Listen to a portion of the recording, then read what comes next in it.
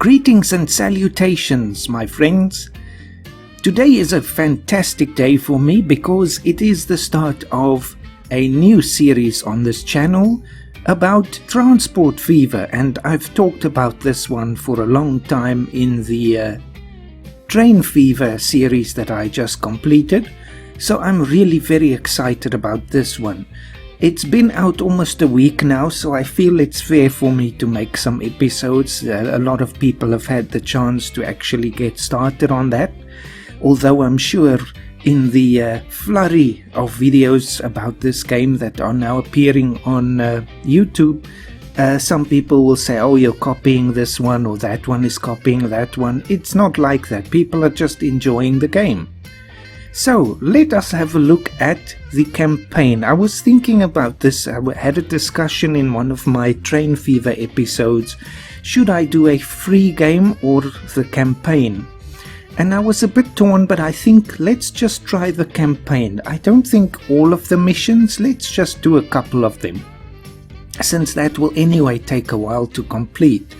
And like I said, the game is not very, it just wasn't released yesterday, a week ago more or less, so people have had a chance to at least check it out for themselves. So I still want to add here, if you don't want any spoilers about the campaign, you want to discover this for yourself, then please wait a while before you watch these videos. Go and play the game first, so don't come here and then see things that you don't want to see. Anyway, let's go to the campaign.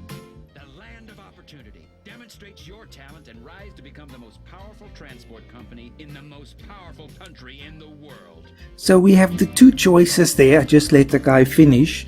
America, and I noticed from another Let's Play that I was watching, but again I tried to avoid as much as possible looking at other people's Transport Fever videos because I didn't want spoilers myself, but I did see this, and I know they used to say here America, but for some reason they took that out of the sound there. They just start with the land of opportunity. Anyway, that's the one, and then Europe, of course, is the other one. The old continent is constantly yielding great new inventions. Be part of this rapid technological progress and found numerous thriving transport companies in Europe. So both of them have 7 missions, as you can see. There we go, Land of Opportunity again. I'm on mission 6 of 7 here, so I'm still a way away from completing the full campaign, but I have completed 5 of the America missions.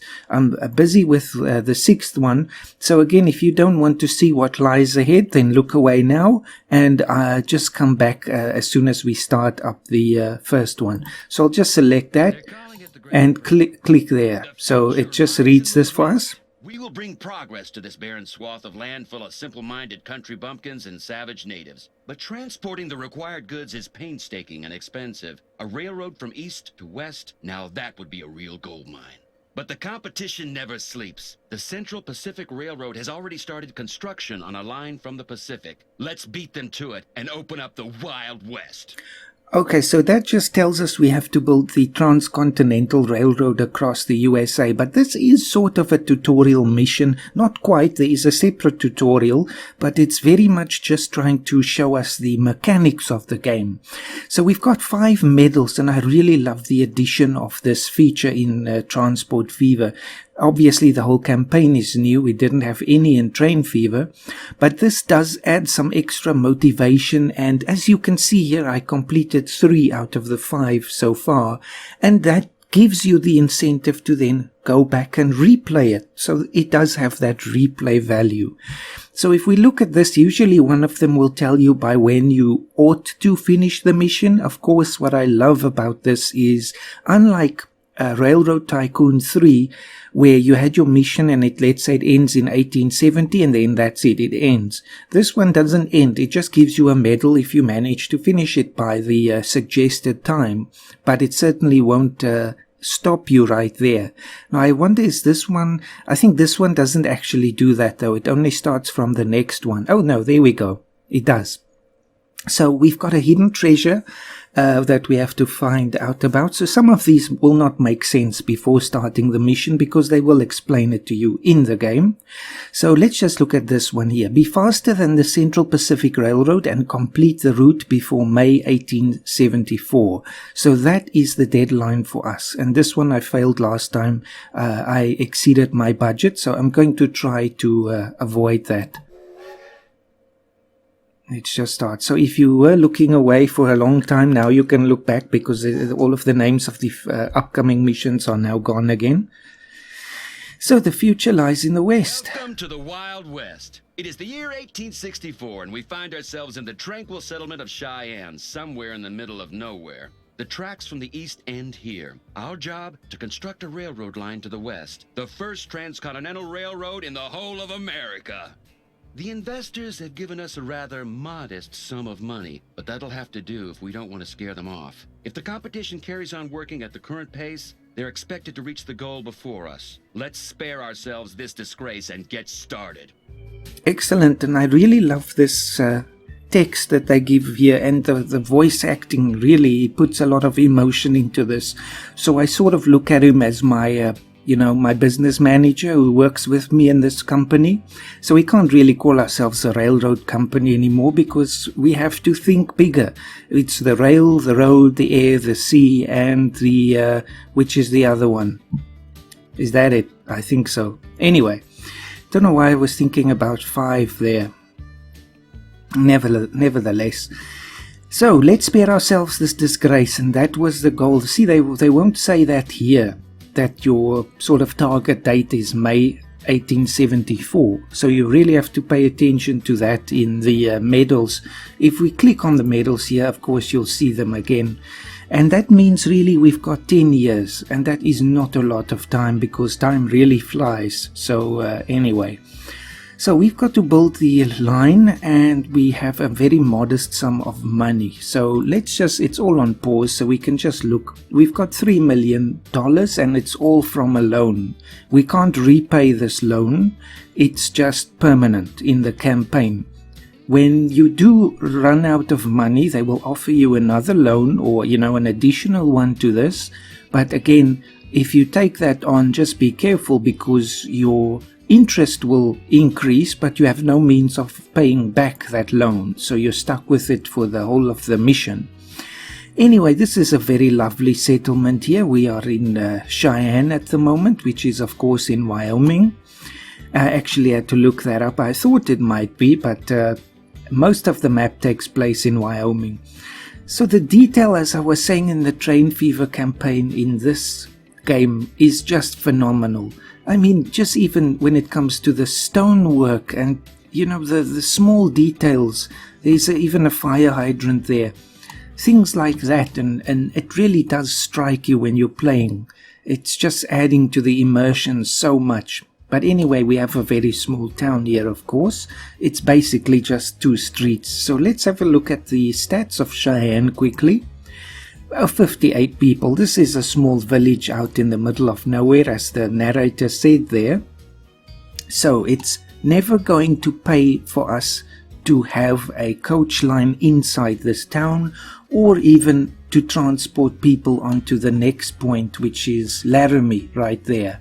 The demand will simply be too small, and I learned that the hard way. So let's just focus on what we have to do right now. Overview. So start.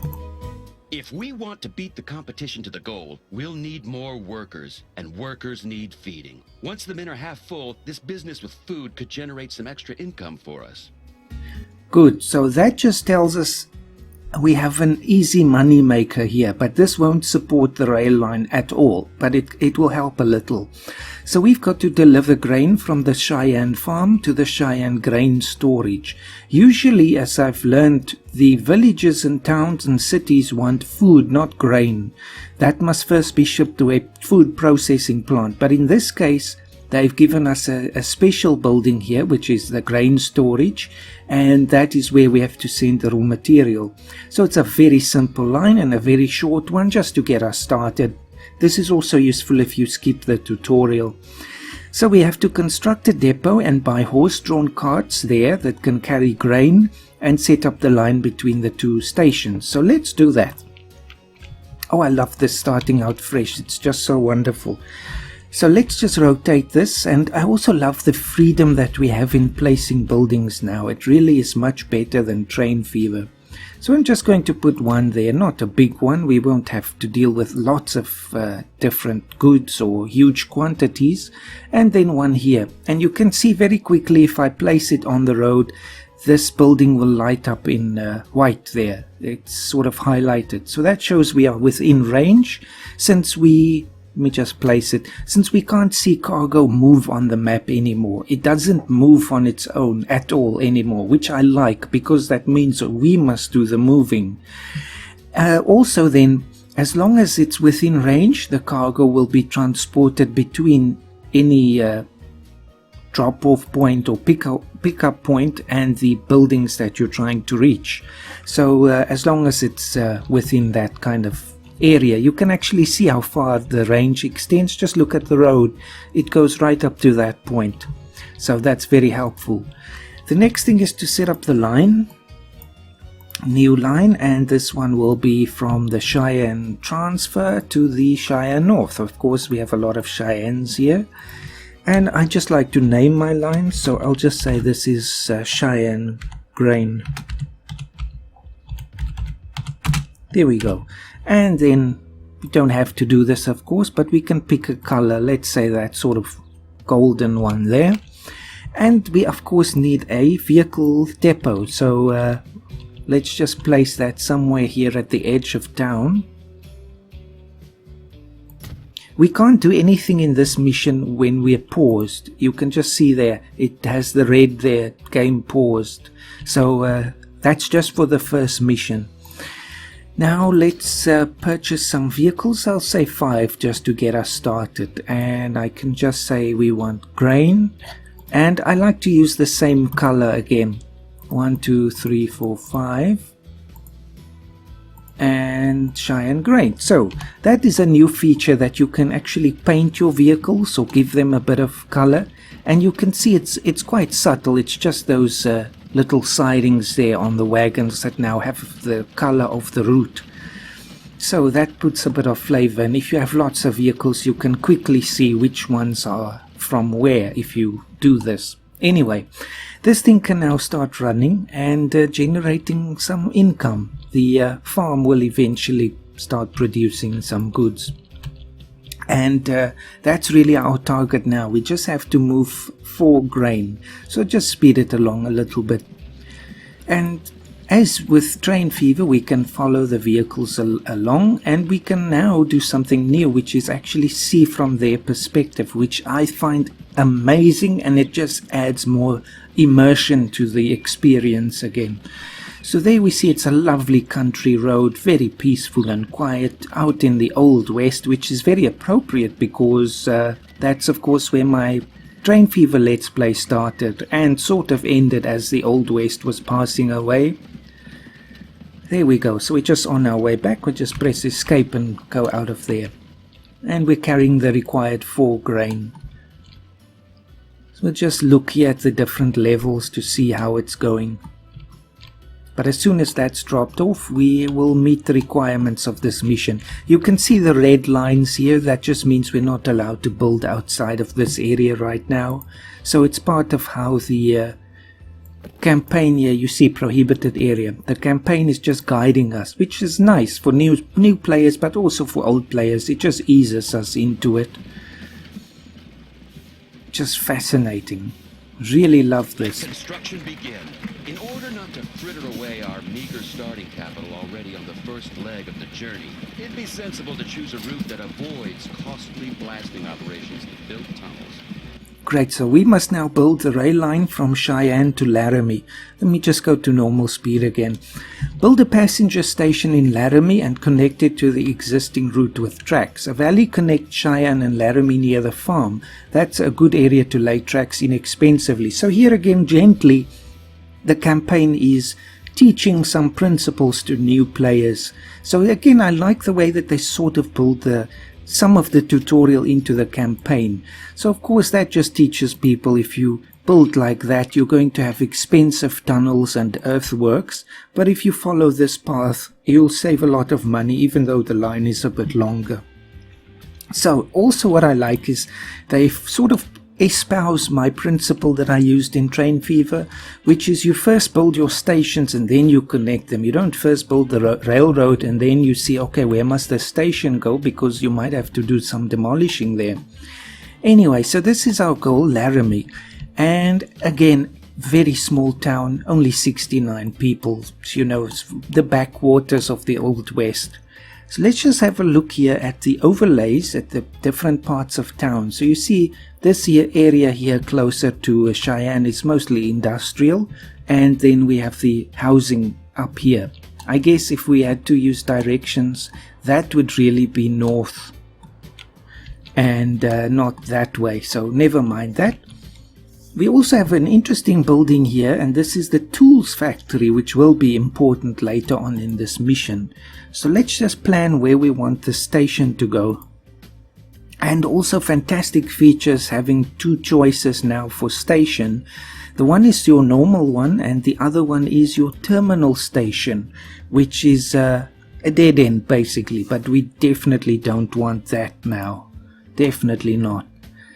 Just have a look at this. Also, it gives us more street connections and of course tracks and platforms and things. I don't think for this campaign we really need to pay attention to that though. So let's see, when the tracks come over here, the valley, they'll want to meet up here. So actually the best place would probably be this area. Otherwise we're going to have to sort of work something out here with the road, whereas we can just attach it here to the existing road. But I think we'll extend it anyway, just in case the town wants to expand a little more, so they can create some offshoots there. And like that.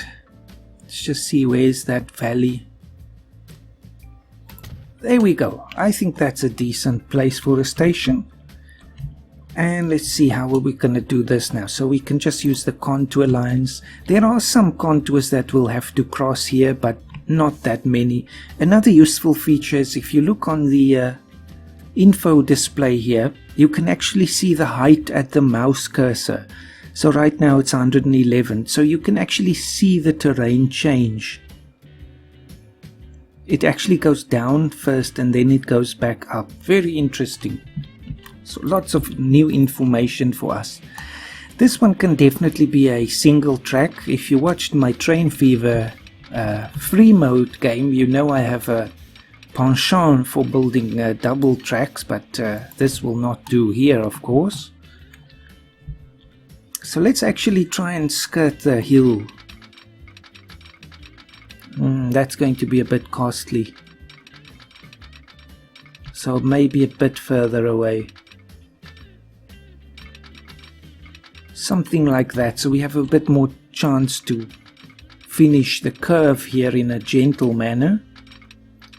Though of course some of the earthworks will be inevitable. We have to even out the terrain a bit. And then we'll have to cross the river and the road there, but luckily those things are so easy in Transport Fever. We can also actually snap to the road. Let me just actually start at the road, and then it just follows the road. So also useful if that's what you want to do. A lovely valley here. And see, I want to avoid that huge digging expense, so we're going to have to curve a little bit. There we go. And then we can just gently curve back, but of course we will have the expense of a bridge. Let's just have a look at this. And now I don't know if it was the case in Train Fever, to be honest, that your bridges actually made a difference. I know the costs were the same, but it didn't affect the speed as far as I can remember. I never really paid attention. I don't think it did.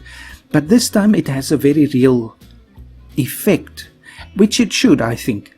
Of course the wood is cheaper, so it costs $250,000. The stone a bit more. You see about 40,000 more. And the steel one is the most expensive because we must import this expensive steel. But the plus side is the speed. So 120 is of course the max for the normal tracks. And that's also the speed limit for the steel bridge. For the stone one it's only 90 and for the wood it's only 60. But you know, this is the old west of 1865. A wooden bridge is definitely the way to go because we won't be carrying a lot of traffic here anyway, and we need to be very, very prudent with our money. So we accept that. There we go. This one leg completed already. However, we're already encountering our first difficulties. It was very good of the government to place this land at our disposal free of charge. If it weren't for those damned Indians. They've pitched their tents right in the middle of our planned route. Our scouts seem to think they're rather displeased with the white man and his iron horse, and that's us. Well, some things I want to say about this.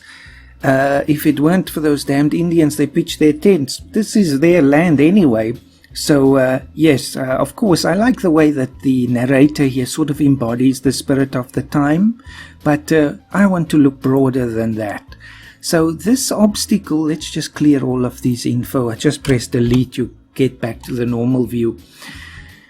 The Indians here have set up their tents, well, pitched their tents as they said, in this sort of a valley here between these mountains, which of course is the most direct route to Rawlins, our next stop. And if we just look again at what they said here, build a passenger station in Rawlins and connect it to the existing area. The area around the Indian territory is blocked. Click on the exclamation point at the Indian village to negotiate with the Indians or find a way around the problem. So there they give us another choice. We can ignore this area entirely and go around and still fulfill the requirements of the mission.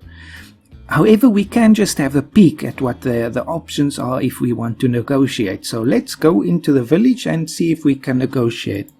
Those damned Indians, they're sabotaging our work and are said to have physically attacked some of our men. We need to do something. We have various options. Either we buy them a piece of land of equivalent value, which could get pretty costly, or we could settle it the old-fashioned way, which would probably cost us our good reputation in certain circles. Or else we could try to bribe them with firewater, although its consumption is known to make one rather aggressive.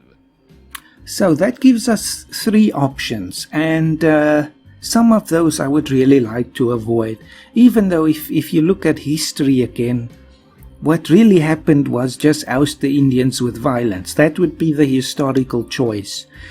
The two that I want to avoid is that one, of course, and bribe them with firewater or alcohol or whiskey.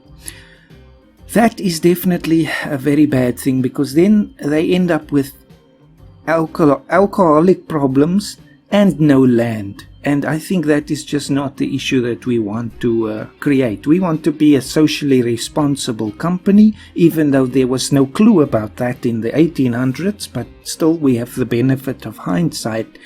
So we have two choices. Either we leave them here, this is their land, they can enjoy it, or we buy them a piece of land somewhere and they will move. But of course the tents will still be here for the campaign mission, but it's the access that we will then have. However, that one is going to cost us $200,000, which is 10% of our total budget at the moment. The bribing with firewater is only $10,000, so it's very cheap, but the consequences will be very dear for the Indians, so let's avoid that one. Let me just have a look. When I played this last time, I bought them some more land. And this time I just want to see if we went around, how much would that actually cost? I have no problem with making the journey slightly longer. So see, that's about 15,000. It doesn't want to... Is it possible? There we go. So that's about 200,000 anyway. But then if we went through this area, we'd have to pay the 200,000 and still build the tracks. And of course I can't really tell how much of an expense that would be. You see, 140 maybe. 175. Did I actually build this now?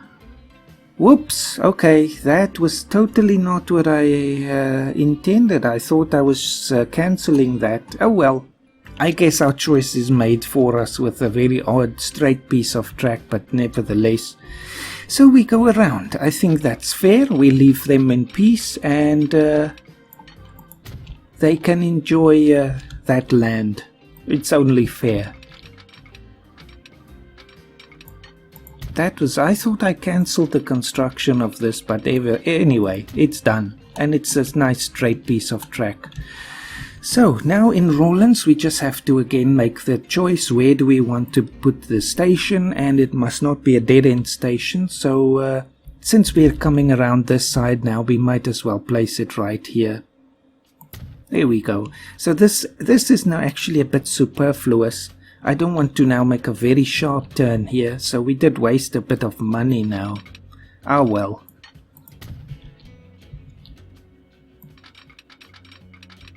That's not... oh, no. Connect. There we go.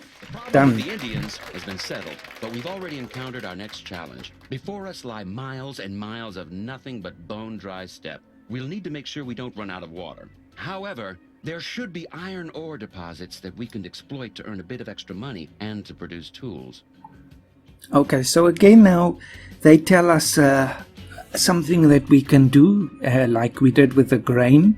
There's iron ore deposits and we make tools with them, which will actually be something that we will be required to do as part of the campaign very shortly, so we have to do this. Build a passenger station in Evanston and connect it to the existing route, and we must follow the wells, past at least 3 wells. However, one of our medals, so don't forget about the medals, one of them asks us to go past all the wells in the desert. The reason why I didn't complete this when I played through this mission before was I thought this meant take it past all the wells, as in don't go through any of them, but anyway. Slight misinterpretation on my part there. So let's delete the track here. It's really unfortunate, but it's absolutely wasteful, and I do think we pay maintenance on this track, so there we go. Still feel good about not evicting the Indians or bribing them with firewater, so it does help. Although again, if you want to overanalyze it, maybe the better choice would have been to pay for another piece of land so that at least this group of Indians would have security of tenure and can't be just evicted by the government, which is probably what's going to happen eventually. Of course, now this is just a game, so I like to overanalyze things. Anyway, in Rawlins here, don't miss these little things. You see this question mark? They never said anything about this. So if you see little things like this on the map, do investigate. Let's have a look. What's here in Rawlins? It is rumored that a huge nugget of gold is buried somewhere in the wasteland before us. The first settlers are said to have buried it somewhere out in no man's land while on the run from gunslingers. An aging saloon girl in Laramie knows more. I love this. Again, it adds flavor to this whole campaign and to the mission, and again it's sort of appropriate for the time, you know, with the gold rush and all of that. And it's almost like you're following the clues now. It's a mystery. So we have to go to Laramie and talk to an aging saloon girl there to ask her if she knows anything about the nugget of gold. So let's do that actually. The huge nugget is buried in the desert, says the lady in the saloon. That is, of course, incredibly vague. However, she also seems to think that the Indians might have already found the nugget and then reburied it, as in their minds, gold cannot be eaten. So follow the clue to the Indians and click the question mark to find out more. Using the crosshairs, we can jump to it just there if we don't know where that is.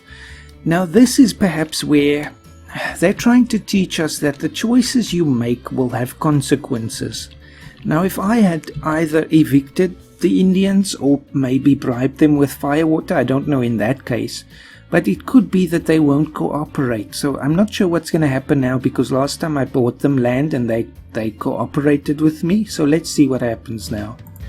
A small Indian boy who was evidently better disposed towards us than his father. It's the same. Whispered the following to one of our people. In the mountain that the sun kisses goodnight, and where the shadow of the great tree pierces the heavy rock, you will find nothing that can be eaten.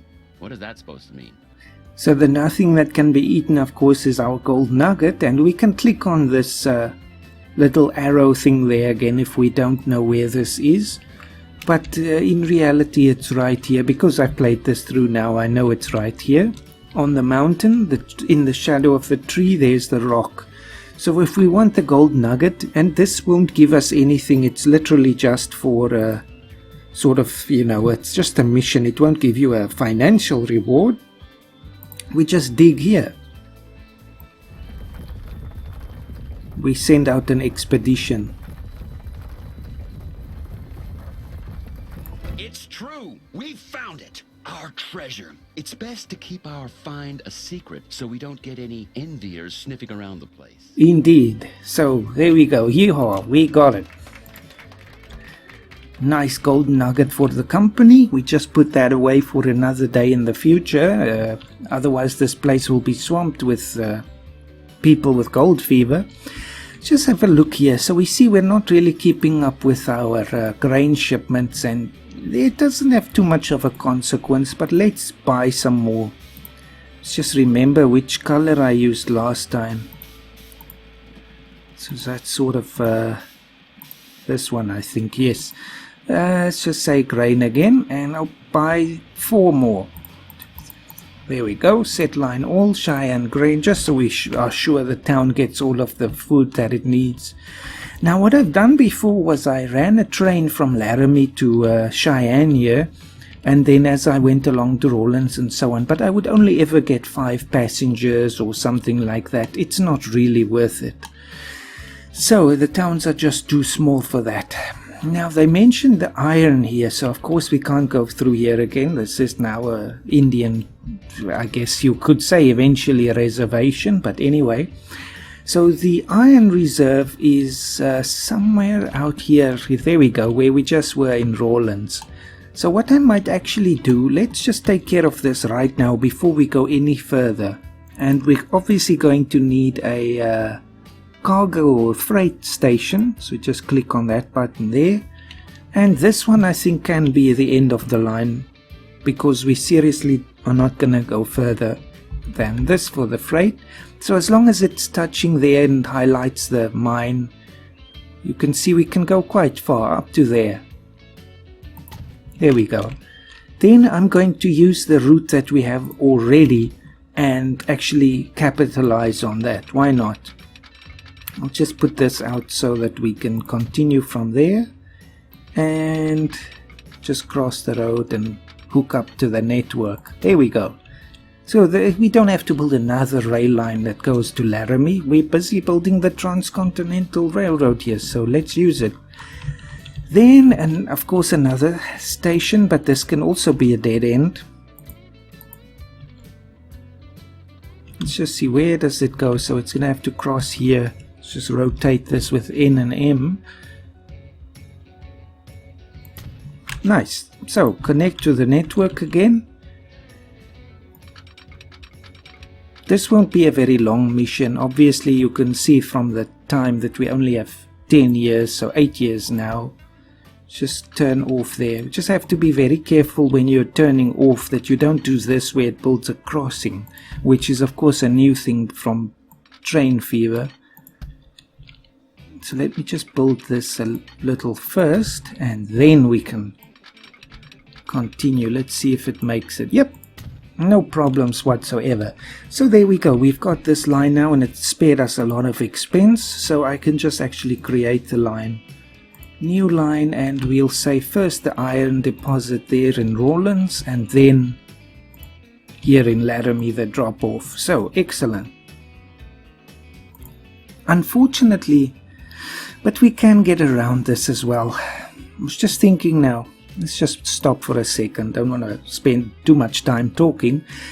If we bring the iron from Rawlins and then go back empty-handed, it's not going to really be profitable. Of course, we're not really talking about too much profit here because the towns are so small.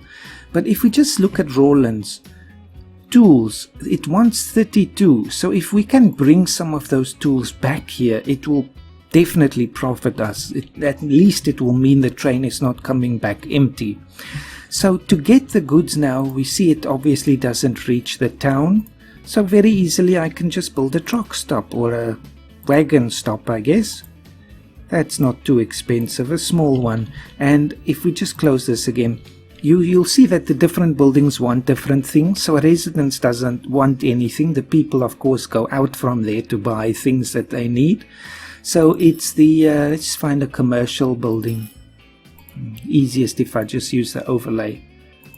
There we go. So the commercial ones want tools because, of course, people want to buy tools. And okay, industrial doesn't want tools. They buy it at the commercial sites as well. So we just have to reach the commercial area. Fortunately, the town is so small, we can build this almost anywhere and it will reach. So let's try there. Actually, it doesn't quite make it. There we go. So a tiny bit of this space makes all the difference. So if I just close this. Now, of course, we're paused. There we go. And of course we will have to have one that reaches the station.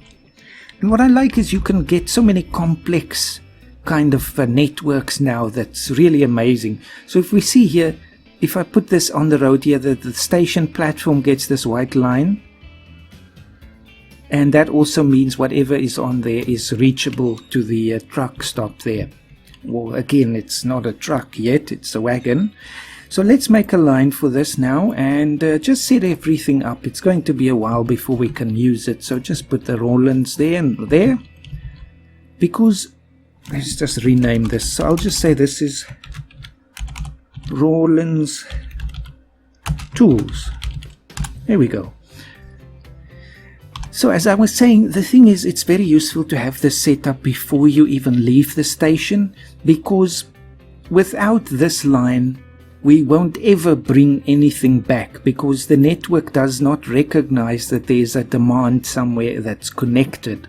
So we really have to have at least one, I think, wagon running on this route from the start, even though it won't be profitable, of course, but it will at least activate that sort of demand, I think. So I'll just say tools. Don't worry about the color for this one. And we just say Rawlins Tools. So it will just run there. It won't have too much of a cost. The next thing is, of course, the depot for the train. Now we can bring it from the other depot, or we can just build one here in Rawlins. Let's just see what the expense will be. Just about $20,000, nothing much at all. So I would like it to leave going out because it first needs to pick up the iron before we can do anything. But this is the iron site. Alright, no. So it must actually go into the station like that. Otherwise it will run empty the whole way. And unfortunately we have to destroy some of the forest here. Sorry about that. Okay, so let's see our options now for the first time. We've got the Baldwin 6 wheels and the General, which is of course a very famous one. They say that it's been in some films as well. But it's very, if we just look at the running costs, 52,000 versus 28, and money is such a problem for us right now. And it's only for 5 kilometers an hour more. And it's not like we can have tons and tons of cargo. So let's go with Baldwin 6 wheels. And for the fun, I'll make it just a bright red locomotive. So we'll purchase that one. Huge amount of money. That's the other thing. The rolling stock costs so much in this game. Much more than in Train Fever. Which is appropriate, I think. In real life, these things cost money. And it sort of prompts you to reuse vehicles. So anyway, we want the gondola here. And this one is going to take iron ore. So we will have maybe 2 of them. Oh, that's almost $250,000. This is all our money. Maybe just 1 for now, or 2. Let's take 2. Okay. then a boxcar to bring tools, but this can just be one because I want some of the other tools to just stay there in Laramie. Okay, that's expensive and painful. Set line 1, and it goes. Of course there won't be any iron yet. It must first recognize. You see line usage is no. And there's our lovely train, and I do love the option to have paint on it. And again, it's not making everything red, it's just the accents. So it's very nice, easily distinguishable from your other trains. Just see, has it recognized it yet?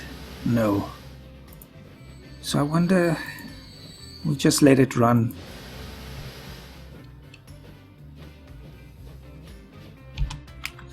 Look on the other side, is everything good there? It takes a while, especially because we're on a slow speed. So once it realizes there's goods, I'll just turn the train around because we really do want to have it carry something.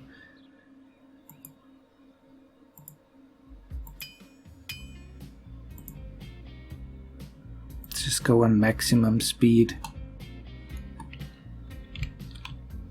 There we go. So let's just turn around magically there. We pretend there's one of those turntable things there. Just carry something. 8 production, so it will increase over time. We can actually follow our train. Very nice feature this. There we go, it's picked it up, and of course it turns around in the station. Like I said with Train Fever, this is something that the game has to make a bit of a shortcut about, you know. So you just see this is part of the station there, so the train turns around because it used one of those turntable things, not by magic, of course. And we have half of our iron, but at least it's better than nothing. And there we can see the driver as well. Again, I talked about this in Train Fever. There you were seeing these ghost vehicles, and now you see actual people driving the trains and actual passengers. You can see them inside the vehicles. So there we go, across the plains of the Old West. Absolutely lovely, I love it. So if we just quickly look while we wait, we're going to have to get money anyway, and it is one of our requirements to actually not exceed our budget. They will offer us money once we reach a lower level anyway, but we don't have to accept it. The wells, so it's highlighted in green. So one of our requirements or medals, our goals, states that we must pass all of them. There we go. Has already been used up. The investors won't like that. But if we ask nicely, maybe they'll give us a little bit more. And they say credit aufnehmen, taking up some credit. But we don't want to do that. It's $1 million, but I want to avoid it because if we do this, we won't get the medal. So let's not ask nicely and just see if we can make money off of our tools right now. Actually, to do that, I probably should set up a drop-off for the tools inside Laramie as well. So again, it's the commercial areas that would like tools. So let's just see if we build it back here. Oh, not really. I wanted to cover all of them because our demand is so little anyway.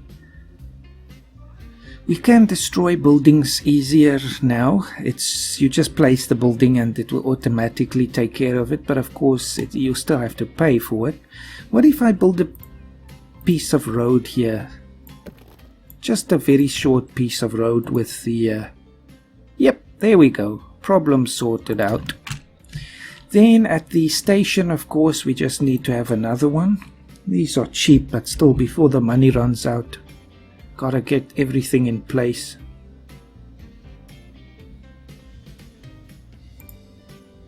Too much curvature, it's because of the intersection there. It still highlights everything, so no problem. Then we just create a new line, and this will be inside Laramie, and it's not very far, but at least the old wagons didn't move very fast. Laramie tools. And we don't have any depots here, so let me just build one. And I do want to mention how amazing I think the soundtrack is in this game. If you click on the thing there, it tells you Admiral James T. That's the group that makes this music. I don't know if it's one person or a group or what, but that group is amazing. It's fantastic. It's the same people who did the other soundtrack for Train Fever, but you can see it's a step up, really. It's wow, it's so, I don't know, I get carried away by it sometimes and just listen to it, not even noticing what's happening on screen. Let me get this quickly before our money runs out. So I want tools. Let's buy 2 of them. Why not? Laramie. So this line has to sustain us. Oh wow, look at this. Maybe I underestimated the amount of iron we could move. Maybe that is a big source of money. Just move this a little. Tools, 1 more. Set line for Rollins. There we go. Now the advantage here, even though it's a short distance and we only have 2 vehicles, they can carry the tools the whole time while the train is on its journey, so I'm not worried about only having 2 wagons there. This is now an issue.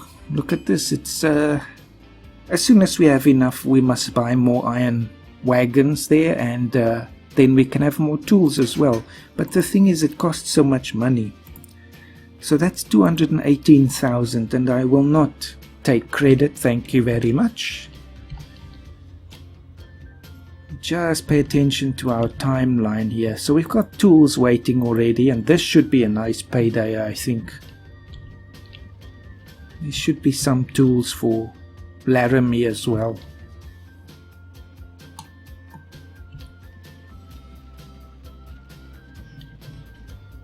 Let's see, where is the train right now?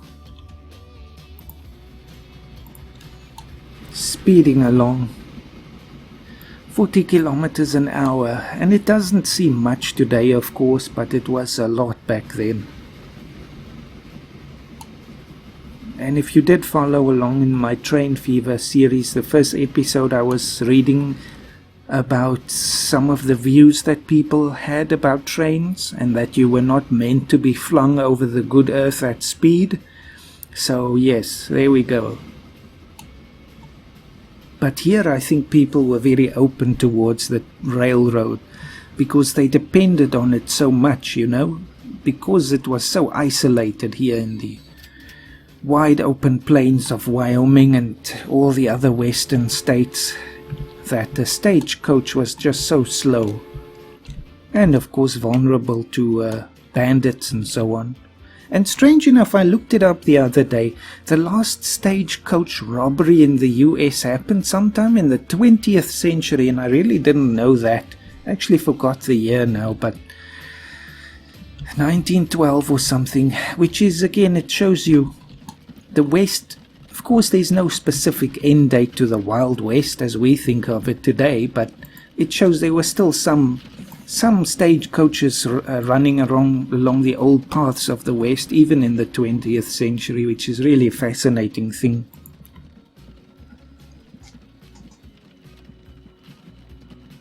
And I think at this point I might just end the episode. I've been rambling almost an hour now, so this is already a bit long. And we can just finish the connection in the next episode. So until then, thank you for watching. I have been Admiral Andre, and if this is your first video that you've watched of mine, I certainly welcome you, and I thank you again, and hope that you'll have a fantastic day. And if you're not playing Transport Fever yet, why? Just go for it. See you in the next episode.